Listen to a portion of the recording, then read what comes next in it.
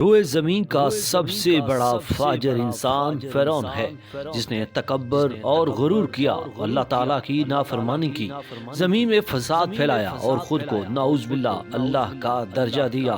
لیکن جب غرق ہونے لگا تو جبرائیل امین تشریف لائے اور اس خوف سے اس کے منہ میں کیچڑ بھرنے لگے کہ کہیں وہ لا الہ الا اللہ پڑھ لے اور اللہ تعالیٰ کو اس پر رحم آ جائے۔ اللہ تعالیٰ نے جبرائیل سے فرمایا، اے جبرائیل، میری عزت و جلال کی قسم، اگر وہ مجھے پکارتا، مجھ سے مدد طلب کرتا تو میں اس کو بخش دیتا۔ دریائے نیل، فرعون اور قوم بنی اسرائیل، فرعون اور اس کے لشکروں کے غرق ہونے کا واقعہ۔ بنی اسرائیل جب اپنے نبی کے ساتھ 6 لاکھ کی تعداد میں جو بال بچوں کے علاوہ تھی مصر سے نکل کھڑے ہوئے اور فرعون کو یہ خبر پہنچی تو اس نے بڑا ہی تاؤ دکھایا اور زبردست لشکر جمع کر کے اپنے تمام لوگوں کو لے کر ان کے پیچھے ہو لگا۔ اس نے تمام لاؤ لشکر کو، تمام سرداروں، فوجوں، رشتے کنبے کے تمام لوگوں اور کل ارکان سلطنت کو اپنے ساتھ لے لیا۔ اپنے پورے ملک میں کسی صاحب حیثیت شخص کو باقی نہیں چھوڑا تھا۔ بنی اسرائیل جس راہ گئے تھے اسی راہ پہ بھی بہت تیزی سے جا رہا تھا۔ ٹھیک سورج چڑھے اس نے انہیں اور انہوں نے اسے دیکھ لیا۔ بنی اسرائیل گھبرا گئے اور حضرت موسیٰ علیہ السلام سے کہنے لگے، لو اب پکڑ لیے گئے، کیونکہ سامنے دریا تھا اور پیچھے لشکر فرعون، نہ آگے بڑھ سکتے تھے نہ پیچھے ہٹ سکتے تھے۔ آگے بڑھتے تو ڈوب جاتے، پیچھے ہٹے تو قتل ہوتے۔ حضرت موسیٰ علیہ السلام نے انہیں تسکین دی اور فرمایا، میں اللہ کے بتائے ہوئے راستے سے تمہیں لے جا رہا ہوں، میرا رب میرے ساتھ ہے، وہ مجھے کوئی نہ کوئی نجات کی راہ بتلا دے گا، تم بے فکر رہو، وہ سختی کو آسانی سے، تنگی کو فراہی سے بدلنے پر قادر ہے۔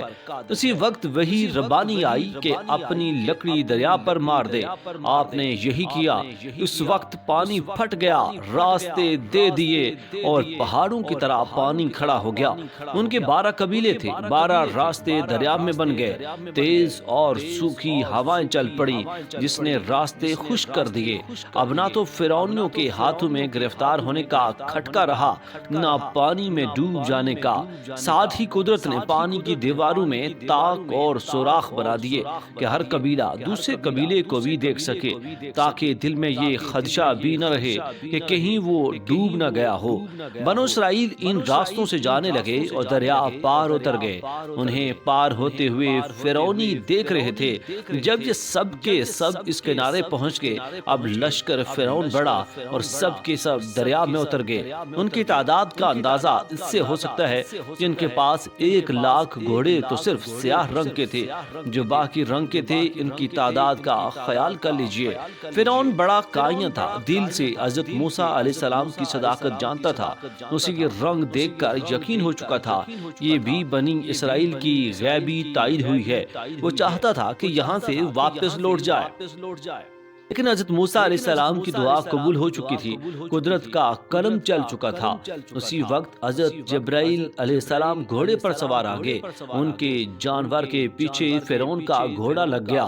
آپ نے اپنا گھوڑا دریا میں ڈال دیا، فرعون کا گھوڑا اسے گھسیٹتا ہوا دریا میں اتر گیا۔ اس نے اپنے ساتھیوں کو آواز لگائی کہ بنی اسرائیل گزر گئے اور تم یہاں ٹھہر گئے، چلو ان کے پیچھے اپنے گھوڑے بھی میری طرح دریا میں ڈال دو۔ اسی وقت ساتھیوں نے بھی اپنے گھوڑے کو مہمیز کیا۔ حضرت میکائیل علیہ السلام ان کے پیچھے تھا کیونکہ ان کے جانوروں کو ہنکا سکے۔ غرض بغیر ایک کے بھی باقی رہے سب دریا میں اتر گئے۔ جب یہ سب اندر پہنچ گئے، ان کا سب سے آگے کا حصہ دوسرے کنارے کے قریب پہنچ چکا۔ اسی وقت جناب بار قدر و قیوم کا دریا کو حکم ہوا، اب مل جا اور ان کو ڈبو دے۔ پانی کے پتھر بنے ہوئے پہاڑ فوراً پانی ہو گئے اور اسی وقت یہ سب غوطے کھانے لگے اور فوراً ڈوب گئے۔ ان میں سے ایک باقی بھی نہ بچا۔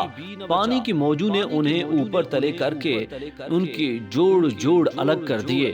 فرعون جب موجوں میں پھنس گیا اور سکرات موت کا اس سے مزہ آنے لگا تو کہنے لگا کہ میں لا شریک رب واحد پر ایمان لاتا ہوں جس پر بنو اسرائیل ایمان لے آئے ہیں۔ ظاہر ہے عذاب کو دیکھ کر چکنے کے بعد، عذاب کے آ جانے کے بعد ایمان سود مند نہیں ہوتا۔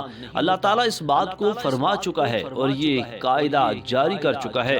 اسی لیے فرعون کو جواب ملا کہ اس وقت یہ کہتا ہے، حالانکہ اب تک شر و فساد پر تلا رہا، پوری عمر اللہ کی نافرمانیاں کرتا رہا، ملک میں فساد مچاتا رہا، خود گمراہ ہو کر اوروں کو بھی راہ حق سے روکتا رہا، لوگوں کو جہنم کی طرف بلانے کا امام تھا، قیامت کے دن بے یار و مددگار رہے گا۔ فرعون کا اسی وقت کا قول اللہ تعالیٰ علام الغیوب نے اپنے علم غیب سے آن حضرت صلی اللہ علیہ وسلم سے بیان فرمایا۔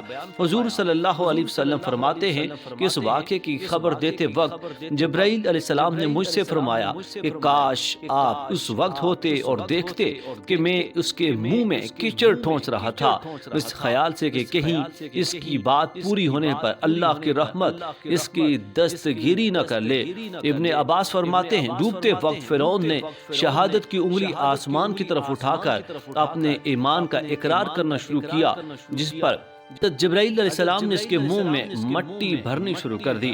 اس فرعون کثیر بن زازان ملعون کا منہ حضرت جبرائیل علیہ السلام اس وقت بند کر رہے تھے اور اس کے منہ کیچڑ ٹھونس رہے تھے۔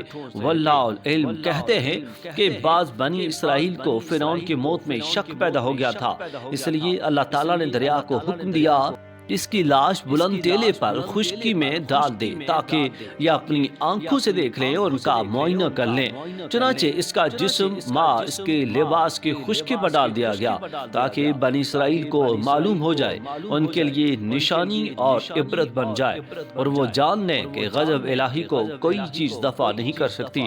باوجود ان کھلے واقعات کے بھی اکثر لوگ ہماری آیتوں سے غفلت برتتے ہیں، کچھ نصیحت حاصل نہیں کرتے۔